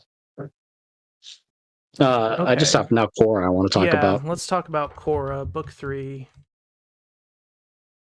Korra. All right, so what are your thoughts on book 3? I didn't watch a recap of this one, so you're going to have to catch me up a little bit because it's been years since I've watched it. I thought book 3 was, you weren't lying, book 3 was amazing. Yeah, that's what I remember. It's insane how much more engaged I was with this season than season 2. Mm-hmm. Like, so Zahir and the 3 others, the I don't remember their names, but the lava bender, the water bender, and then that lady with the third eye. I don't remember what bending they called it something specific. I don't remember what it was. Yeah. Oh, I don't remember. I'll look it up while you talk. I thought they were excellent villains. Like, I thought they were entertaining. They were. I could see their reasoning. I mean, I don't agree with it, but at least it's not one dimensional like season 2's villain. I don't remember his name. Yeah, I don't remember his name either. The biggest thing for book 2 is just well, besides the story and the writing, is, man, the animation and the fighting felt like way better than the first 2 books. Yeah. Like, way better. That. Like some of, especially in the last 2 episodes when they attack the Northern Air Temple where they're all hiding. Mm-hmm. Hold on, I'm kind of looking at what you're doing. Yeah, so it's Pali or something, but Eli or something, and it's combustion bending. Okay. That's right, combustion bending. No, the last 2 episodes when Zahir and them, they tell, well, to get there, Mako and Bolin got captured by them. They released Mako and Bolin to go tell Korra, hey, we know where all your airbenders you've been recruiting all season are. We're gonna go attack it, or you got to surrender yourself. Mm-hmm. And obviously, they have that whole, they go and plan that all out, and Korra surrenders herself, but they don't give them back the airbenders. Anyway, so like the climactic battle, I think it was not the final episode, it was the episode before, where you see them take all the airbenders and stuff. Man, the fighting was so awesome. The airbending, you had obviously all the airbenders. First of all, it's just cool seeing a lot of airbenders because we've never seen that. It's so cool. Yeah, I loved that. Yeah, I mean, I guess we saw a little bit in the new live action show because true, but yeah. But yeah, like it was so awesome. And then Boomy, so I had Boomy fighting with his sister. I don't remember her name. Aang's daughter. Yeah. Kia, I think. Yeah. Kia and Boomy were fighting, like the lava guy and the water guy, and then what's the other son's name? God, if my daughter was here, she would tell me right away. Tenzin. She has better memory than me. Tenzin, yeah. Him fighting Zahir. God, that was such an awesome fight. And it's dark. Yeah. Like this season got like dark. It got really dark. Yeah. I remember some brutal deaths and crazy things. Yeah. Yeah, there's like brutal deaths, and then like even just a little thing where like when they're attacking the base and then it's just Tenzin left, and he says he's not giving up, and then it kind of shows them like almost torturing him, but then it kind of cuts away. Mm-hmm. I'm like, dang. Like they haven't, I don't know. But yeah, the villain's awesome. But I think the biggest thing for me is the story was just better. The gang was back together. It was more Bolin. The earth bending was so cool this season. Yeah, compared to other, actually gets pretty cool. Like in book 2, he's kind of just like comedy, but I feel like he gets a lot cooler in book 3. Yeah, because he learns like right now he was learning to metal bend, which he hasn't yet, and I'm sure he will. I have a feeling he will. But he learned to lava bend. Yeah, I loved that. And that makes total sense because like his brother's a firebender, so being able to kind of do both makes total sense. Yeah, and then Mako found out he could lightning bend or whatever. Mm-hmm. But no, I guess the 3 biggest things, the animation and the fight styles felt awesome. They looked better. It felt like high budget. Like sometimes I felt like I was watching a movie. Yeah, I feel like their budget went up. Intensity. For sure. Yeah, something went up because the music was intense. It was scary at times and dark, but it still kept the lightheartedness. The characters were written better. The Earth Kingdom was really cool, I thought. Mm-hmm. And again, I think Bolin was the highlight of the season for me. Yeah. And just earthbending in general, I thought like was awesome this season. Yeah, they finally got And it their made me time to happy. shine.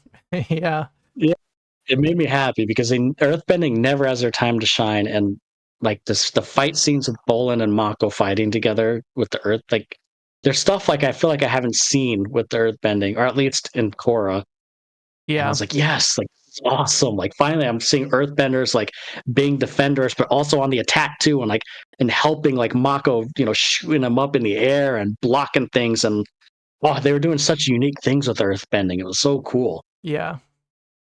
Um so yeah, the animation and the fighting, the earthbending, and just the story. Like the story just playing out just the writing and story was better. Like it was an interesting concept of airbenders kind of popping up everywhere and recruiting them, Mm-hmm. and then getting to see the Earth Kingdom and all these different places compared to the first two books you didn't really get to see. And Yeah. yeah, and then to top it all off, I thought the villains were scary and entertaining. Yeah. So for me, what I remember is Zahir was the highlight, and like the fact that there's an Mhm. quote unquote like evil airbender was really cool. And then him, Yeah. I'm pretty sure I'm reading. I want to make sure I'm not referencing book 4, but he does the whole enter the void thing where he learns like Yes, new he learns to powers. fly. Yes. Oh, that's so cool. Yes. And That was cool. I loved all I that wasn't Zahir. expecting that. Zahir's my favorite Korra bad And guy, hands down.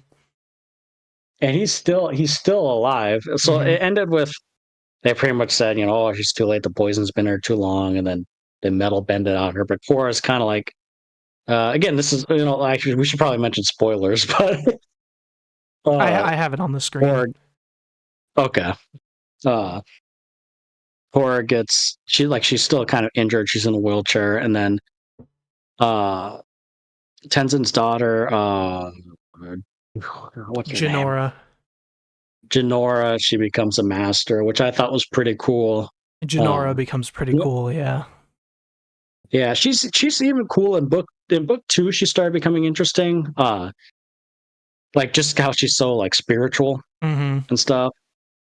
But like in book 3, I really felt like I did feel like she deserved to be a master. Like she's smart, she's spiritual, she can fight. She's not an annoying kid character. Yeah. And seeing her kind of become the first master in how many years was pretty cool. And that's how the season ends. Yeah, I liked that a lot. That storyline was cool. But yeah, from start to finish, I mean, this was, yeah. I mean, I would probably give this. I'd probably give this season a 9 out of 10. Yeah. I mean, honestly, I could even like I don't have much complaints. I could really see myself giving this season a 10 out of 10. Like I'm not joking. Yeah, like I still think Korra is not as good as Avatar The Last Airbender, but there were some episodes in this that felt like Avatar The Last Airbender level, if that makes sense. Oh, for sure. Oh yeah. Which is really high praise. And this is obviously was newer, so the animation's a little better. Yeah, it looked amazing. So it's just cool, and it's in HD. It really did look amazing. Yeah, it's in like an HD, and some of the scenes they did were so unique. Like you know how they kind of mixed some of the 3D with the 2D. Yeah. Like it just lit like in seconds, not like a lot. Like the animation and the fighting, it was top notch. Like so, I could give this a 10 out of 10. Like if I really thought about it, I almost have no complaints. Yeah, I loved this season or book. And then of course you got to see Zuko, who was kind of cool. Yeah, he wasn't in it a lot, but it's still kind of cool. Yeah, very cool. But yeah, Bolin's become my favorite character. I like Bolin, and I couldn't stand his storyline in season 2. Yeah, when you said that, I was thinking, oh, just wait, he gets better. But I didn't want to spoil anything. Yeah, you're right. Because my lord, season 2 was his storyline was so boring. God, like after watching this, it makes me want to rate season 2 even lower.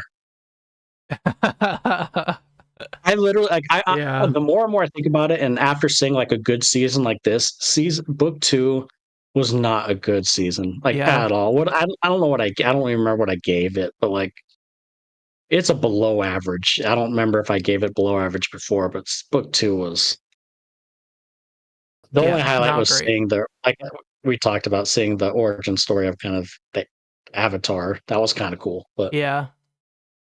And not good. Yeah. in this season, we saw Iroh, right? Mm-hmm. Yeah, I Yeah, liked you see him one time when they go into spirit world, so he's looking for his teapot. that. Was I love that part. I love Iroh's one of my favorite characters from Avatar, so that Oh, was really oh, cool to see. Iroh is awesome, and yeah, he's honestly Iroh and Zuko could be my favorite characters in Avatar. But that's a good thing with Avatar is catch me on a different day, I'll say someone else is my favorite True, character. true. uh, but not with this show. This is I still think the characters are way better in in the Last Airbender, Yeah, but this was an improvement. Like this is an improvement. for And sure. I saw a picture. I don't know. She's a weak character to me. Not much to her, to be quite honest. Yeah, I agree. She never really does Yeah, that not much. I mean, she's like she builds stuff, I guess. That's her character. Takes yeah. over And her every dad's once in a thing. while, she'll be like, "Oh, this is badly engineered, not like my stuff." Like, "Oh yeah, you could build things." Like they have to remind you. I feel like, Yeah, give her a um, reason that she's there. yeah. Well, like Boomy, I like Boomy because he's like a goofball, but like he gets a serious moments. Yeah, Aang's daughter, which you already just told me the name, and I already forgot. Jinora. I mean, she's not no not Tenzin's Oh daughter, yeah, Aang's daughter. yeah, yeah, I mean, she's cool, but like not my favorite. yeah, Minora's improved. Mako, I mean, he's better. I guess he's a little better than Asami and stuff, but I think it's more so just because Olin's with him. yeah. I just like seeing two brothers. I know I've said it a billion times, but I just love seeing them fight together because it's just cool. It is. It's really cool. And So and the I character, liked. all the characters improved for sure this season. Yeah, I like how it's set up that they like did the bending like sport thing together, and that kind of makes sense as to why they're like more coordinated. I think that's a Yeah, good way to set that up. yeah, they like know how each other is kind of fight and stuff, and it's really cool. And I guess I guess you could say this is a negative, but I just don't think it's important. Like you didn't really get to know the Airbenders, Yeah. the new Airbenders. You get to know Kai, and he was okay. Uh, he's the kid, the one that Okay. Janora likes. Yeah, I didn't even remember this At first, character existed, so at, that kind of shows you. yeah, at first he actually annoyed the hell out of me because he just would steal things and run. And like even to Yeah. Bolin and Mako, I'm like, oh my god, he's gonna be that kind of character. But when they brought him to the Northern Air Temple and stuff, he at least, I mean, still did stupid things, but at least like he was important to the plot, Yeah. because he was the one who helped them find Korra and the Airbenders, and he had some cool fight scenes when they attacked when uh, Zahir and them attacked the air base or air Okay. temple. He had some cool fight scenes, Yeah.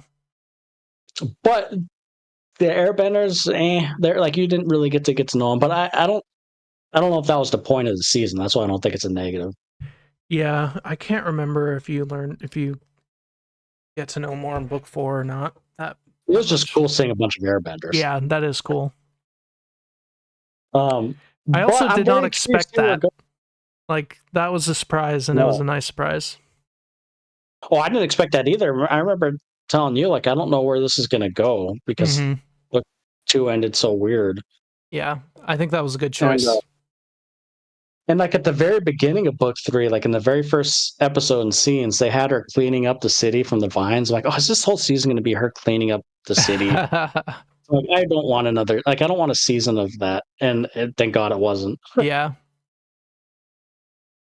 Uh, so I liked it. Like, it was, it's just night and day from book 2 to 3. And I'm Yes. curious how book 4 goes.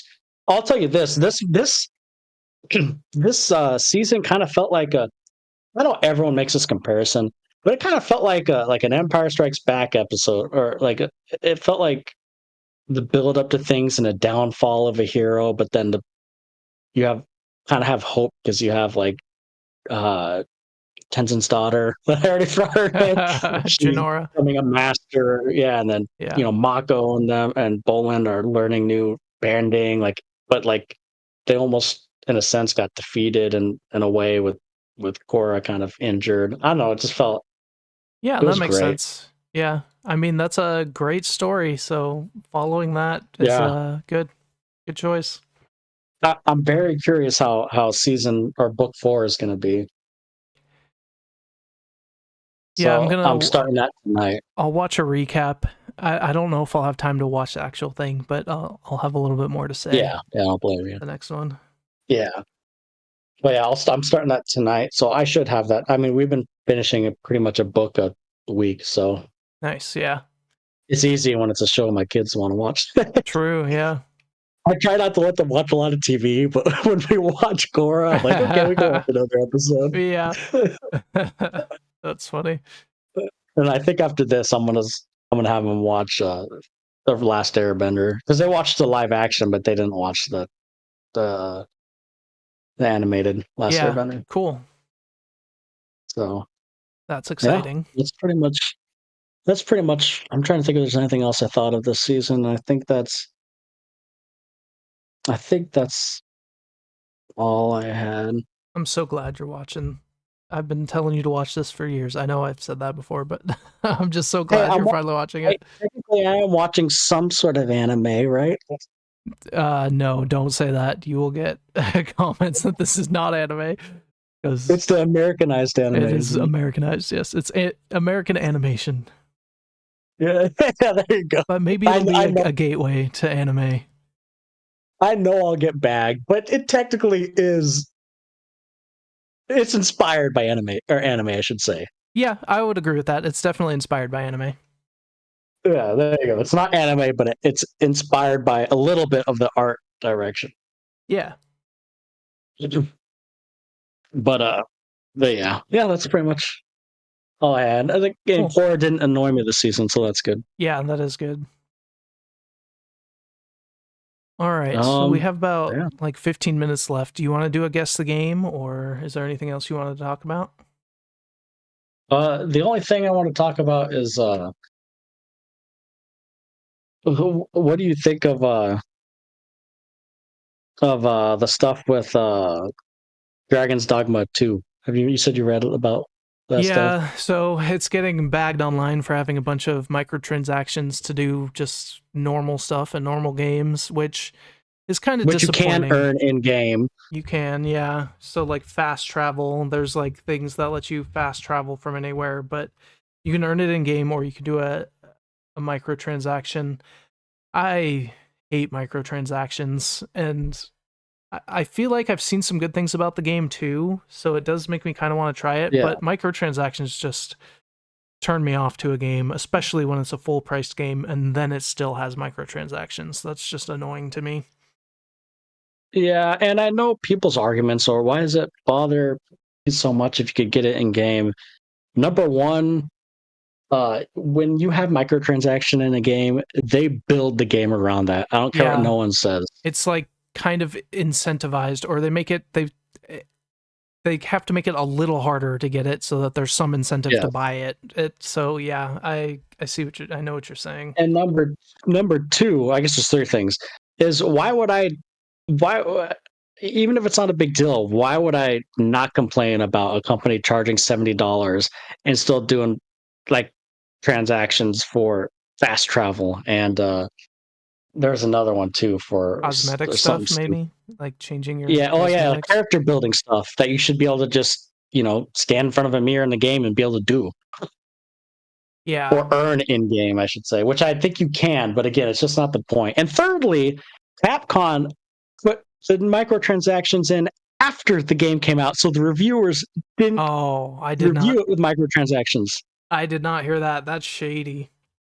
Yeah, so like some reviewers, like IGN, went back and re-reviewed it after, and they said like when they gave us these codes, microtransactions were in this game. They did not add the microtransactions in this game until after the game came out. That's shady. There's no hint of any microtransactions, not even a little tab, nothing. That's crazy. I did not hear about that. Yeah. So it's like, so when I saw all this stuff and I texted you that, I'm like, because I was going to get this game. You know what? Dalen didn't get it either. My other buddy. Wow. He read about all that stuff too because he was hardcore waiting for this game, and he's like, "Look, I don't care if people say microtransactions for fast travel in a $70 game, and the fact that they didn't put the microtransactions until after the reviews came out and after the game came out, that's shady." Yeah, I agree. And on top of that, so on top of all that, even if you don't make a big deal of that, I heard the game kind of runs like crap. Of course. More so on PC. Of course. But like even on PS5, like number one, it doesn't hit. There's no 60 frame per second mode, which for a game like this, I normally don't complain about that, but for a game like this is important.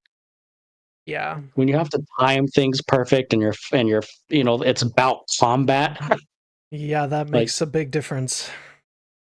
And even so, they have it's not even a locked 30. I think it's like a varying 30, so it could drop down to like 20, go up to 40. Jeez. So it's give it a month or two, and I guarantee you that the frame rate will be fixed. And it will. I want to say the microtransaction will be out, but who knows? I somehow doubt it, but maybe they'll get enough backlash. Maybe. I mean, who knows? It's a shame too. Like, dude, what's up with all these games, man? I wanted to get Battlefront Collection, and like, in that was crap. Yeah, that was. And I know they're updated, but still. Yeah. I was so excited. I've been telling you about this game for months, and like I was just reading all this stuff. I'm like, I'm not going to pay $70 for a game that's struggling to run and that has all these microtransactions. Yeah, I agree. Better to wait. Just the principle of it, like, better to not incentivize that kind of thing. Yeah. So you know what they say: talk with your money, and I'm not buying it right now. Yeah. The other one. What about? I was going to say the Rise of the Ronin or Rise whatever. of Ronin. It looks pretty good. I like the combat. Looks interesting. It looks very like Sekiro, Dark Soulsy kind of. Mm-hmm. My biggest issue with getting excited about this game is I keep seeing people say it's like a Ubisoft style open world, and I've just got so sick of Ubisoft open world games. It's just so like the world feels dead. It's like you're just going from place to place. It doesn't feel. It feels like a checklist of chores you have to do. Now, if the combat is good, it might still be okay, and I might enjoy it. But that gives me a little bit of a pause with it. I agree. I was reading that too, but I did. So some people, I was watching some reviews on YouTube and stuff where some people hate Ubisoft games too, but they enjoyed this more because of the combat. Okay. But I agree with you that it just when I have to go into Ubisoft type open world where I go hit this base or go secure this base and go to this tower and go to point A to point B and do this 8 billion times, I get turned off too. And like Final Fantasy is similar as a core concept, but they and other games do that too. Yeah, but I feel like Ubisoft just does it kind of soullessly. I don't know. Yeah, there's more of a soul in Final Fantasy. There's more reasons. It's more interesting. It keeps me more engaged. Whereas with Ubisoft, it's like, okay, go here, check. Okay, go here, check. Like, I don't know. I agree. Like because I guess with Final Fantasy VII Rebirth, you're right. You have kind of like the towers and stuff. Yeah. But you are unlocking like data and stuff, so you can get better materia and all that. And I'm sure in Ubisoft you unlock points too, but it does feel soulless. Like, now, I agree. If seeing stuff like this though, where it looks more like Sekiro by the day, I loved Sekiro. It took me a while to get into, but once I did, I absolutely loved it. So any game that's compared to Sekiro, I will definitely be interested in. And I pretty much from what I heard, this game is if you like Sekiro or really Souls-like games or Ghost of Tsushima, you'll like this. It's like kind of like a lower tier version of all those. but entertaining enough. Yeah, I would Uh, definitely give it a try. yeah, I think I would too. I don't know about $70, but Yeah, wait till it's on sale or something. granted, I rarely do we spend. I feel like money on $70 unless it's a game we know, Final like Fantasy. you Final Fantasy for sure, or there's a when Metroid 4 comes out, I'm spending $70 on a game. I don't care. Yeah, Like games like those, but like this kind of game, I don't think I need to play right away. Although I will say this kind of ties into Shogun, so I kind of was like, oh, this would be fun to play while I'm watching that. that's true. Yeah. I think I think this is in like the 1800s too, right? This is based off of the same time period, I think. Let's see. Yep, 19th century. Yeah, Let's see, Shogun yeah, time where they're period. kind of going from the old ways to like modern pistols and So, and Shogun's in 1600. So Shogun's a oh, little before, but and really, so Shogun's like this. Okay, so Shogun is kind of okay. So yeah, it's a little before. Okay, interesting. still, So like, 1467, 1600. yeah, Still that's though, the I guess Sengoku period. Yeah. older Japan, pretty much. Yeah, Yeah. with like So it's like, samurais and oh, stuff. Yeah, yeah, and some definitely like some pistols. crossover. Yeah, so I don't know, but I will say looking up stuff for this really made me want to play. This is off topic, but Lies of P, because I know you mentioned that. Oh, Lies of P is so good. But like I was looking like if it would have been on sale for like $40, I probably would have picked up Lies of P, but it's like $60 still. I'm like, oh. Yeah, it's so good. And I know it's on Game Pass, but I don't like have Xbox or Yeah, a strong enough PC to play it. But yeah, I yeah, want to I loved Lies because of I've been kind P. of itching for. I've been itching to play that. I don't know why. I think I've been itching to play this one because I really like the the art style of this one. Yeah, it's really cool. The whole Pinocchio like aesthetic Yeah, and it's kind of like Bloodborne-ish. Um, yeah, it's really good. yeah. And Bloodborne, if it's anything like Bloodborne, which I never finished. The Yeah, I combat was isn't like, exactly like Bloodborne, but more like the I mean, like atmosphere. I was gonna say, and what about like is it like Souls like in the form of like the map where you get somewhere and you unlock shortcuts? Yeah, for sure. Because I think besides the combat, my favorite thing about Souls like games, like Bloodborne and obviously Souls games, is just the way they have the map. I love Yeah, and Lies of P is one of the better Souls-like I've played at map design similar to FromSoft games. that. See, that's good to hear. Yeah. Because Bloodborne has such like I played about 15 hours of Bloodborne, which I don't remember why I stopped, but I shouldn't have stopped. Another I game remember came out. yeah, that's true. I got to one boss and I think I told you like I was one more hit they would have been dead, dude. And I've been trying it for hours and Yep. That just one hit, dude. happens. I swear to God. It's something You like probably it was got something greedy. easy too. Don't Yeah, it was greed. something easy too. Like it's something like I was doing. Like I shouldn't have died, but I think I did get greedy. Yep. Honestly, when they're on that one last hit and you're like, oh, I just gotta hit it, that's when you're gonna die. You just patience I is know, key, I know. I've learned that, but I was too excited. and hesitation is defeat. That's a little Sekiro quote for you. Hesitation is defeat. I like that.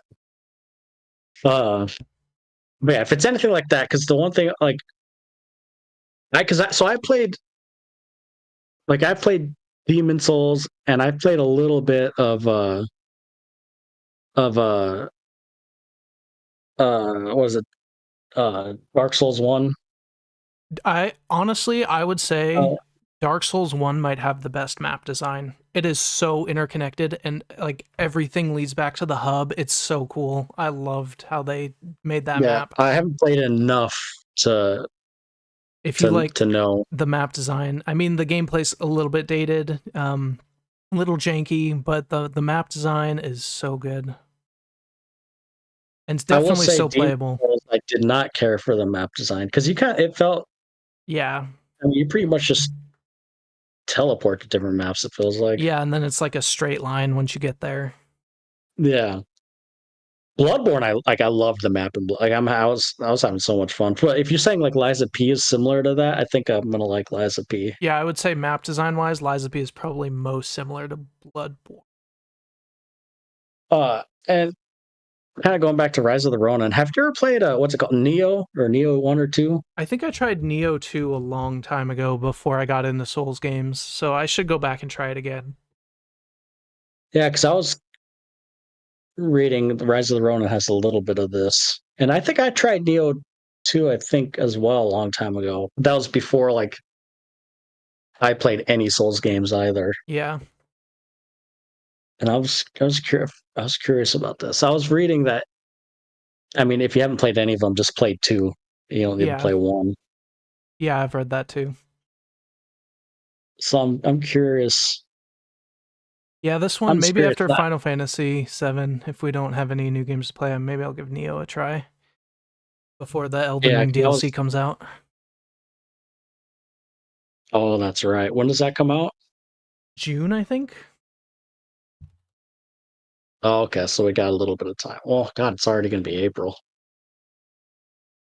They pushed back Final Fantasy 14's new DLC or expansion because of Shadow of the Erdtree. They pushed it back a week, and literally in their announcement, they said, "We know you'll probably be busy playing Shadow of the Erdtree," which is pretty funny.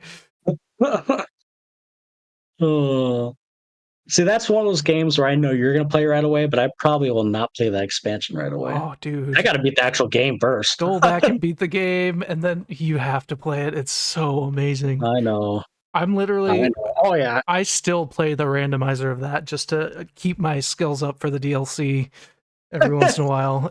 I've beaten that game probably 10 or 12 times now through all the randomizers. I feel like I got so far in that game, too. I stopped. I think it's because I was moving out here. Yeah, I think so. I got so far too. Like I was in a roll, and I feel like that's one of those. For me, I can't just go back to that save because I'm gonna get murdered. Yeah. Well, just try a different build. Do a Dex build or something.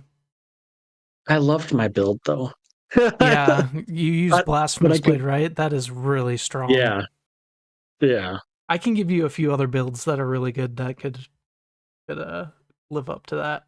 Yeah, I'll play. I can't. I got to beat Final Fantasy 7, and then, I mean, I was going to sink my time into Dragon's Dogma, but yeah, we'll see how that goes. How that pans out. Yeah, I know. I'm so excited for this. It sucks too. I cannot even explain. You're definitely more excited than I am. Yeah, I'm so excited. I've watched all the lore videos. Mesmer looks so cool. Oh, I'm so excited. Elden Ring is definitely there for me, but I think it's your love more. It's one of my favorite games in the past few years. Nothing comes close. I actually agree with that. It got me into Souls. I went back and played all the other FromSoft Souls games after it, so it got me into that, and I love this kind of game now. I'll tell you this, Elden Ring, in the first time in forever, it was the first game that got me that feeling, when you're first playing Ocarina of Time and the magic, Elden Ring was that first game where I'm like, whoa, when I was playing it, it was just fun to explore, and you're finding things out, it's probably the first game in years since I was a kid. I'm not lying. It gave me that childlike feel of playing a game again. Yeah, I agree. It's definitely an experience.